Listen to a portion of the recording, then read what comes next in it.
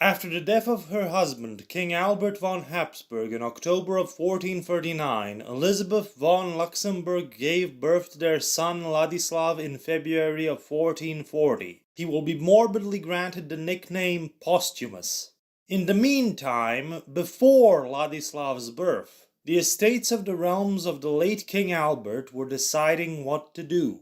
The imperial titles went to Albert's cousin, now King of Germany and the Romans, and future Emperor, Friedrich III von Habsburg. The imperial princes and electors were probably satisfied with the choice of a now relatively weak prince for future emperor. Friedrich III didn't have a power base in Bohemia or Hungary. The Habsburg family lands were cut up between Friedrich and his younger cousins. I mean, what are the chances that this 25-year-old, weak, lazy, unmarried, heirless, relatively poor little princeling would be stubborn, patient, shrewd, and lucky enough to turn his fortunes around?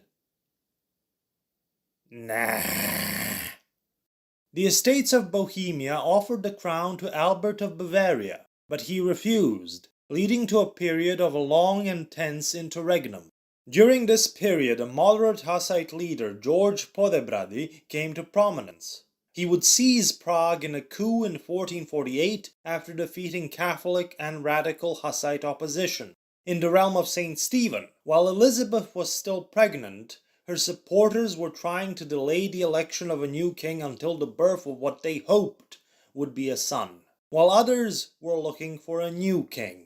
The latter faction found their new king, King Władysław III of Poland, son of Władysław II of Poland and his fourth wife Sophia. His first wife, as you will remember, was Hedwig d'Anjou, daughter of King Louis I, the Great of Hungary and Croatia, etc., etc., etc. So there was some very stretched connective tissue to the crown of St. Stephen. The new king's faction negotiated with Władysław III of Poland on preconditions under which they would accept him as king, which were the same as the ones King Albert had agreed to before his death. Władysław accepted the conditions and rode for Buda, which he would enter in May of 1440. But, while the other side was looking for and negotiating with their new king, Elizabeth von Luxembourg attempted a daring coup. In February of 1440, days before the birth of Ladislav, Elizabeth had one of her ladies-in-waiting, Helena Kotaner, steal the Holy Crown from the royal vault in Visegrad. And the story goes, just as the crown came to Elizabeth, she gave birth to Ladislav. At Elizabeth's court, the successful theft of the crown, followed by the birth of a male child, were taken as signs of God's favor for Ladislav.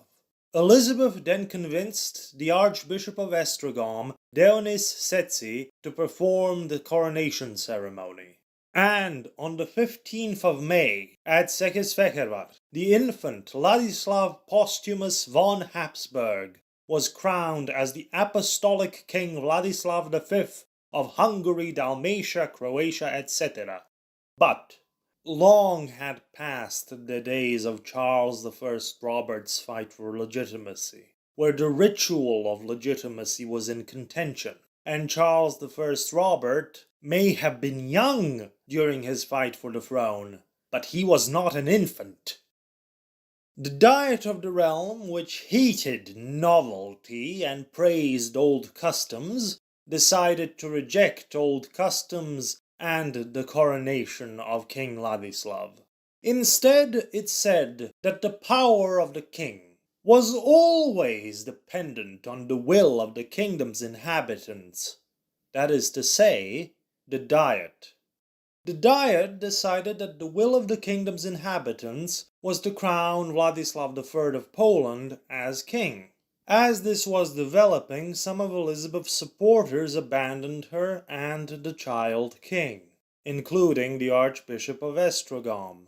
One of the main rationales for declaring support for Władysław instead of the legitimately crowned Ladislav was that Władysław was capable of defending the realm, as opposed to Ladislav, who was only able to mount a fierce defense of his blinky. with the Diet deciding to trump the principle of heredity with the principle of election by the Diet and claiming that things had actually always worked this way, Vladislav III of Poland was set to be crowned as king of the realm of St. Stephen. There was just one teeny little problem.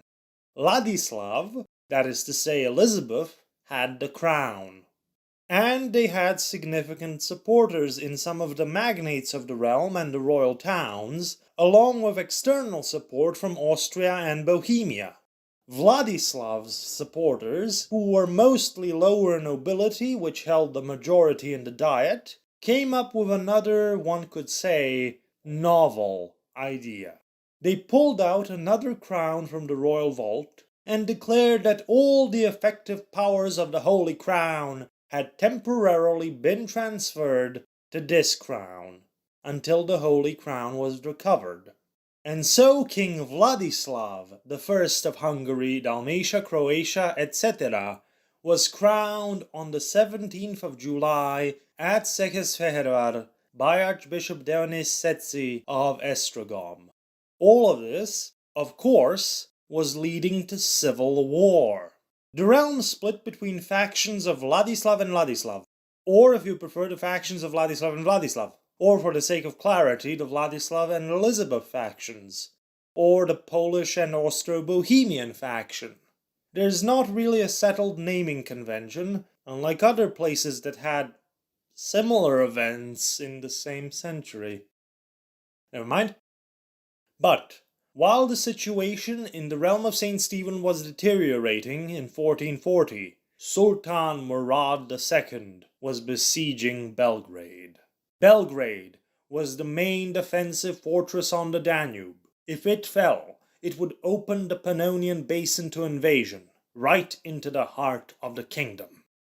In 1440, Belgrade was successfully defended by Ivan Talovac, one of Sigismund's foreigners, then prior of the Knights Hospitalier of Vrana, and the Sultan beat a retreat, for now,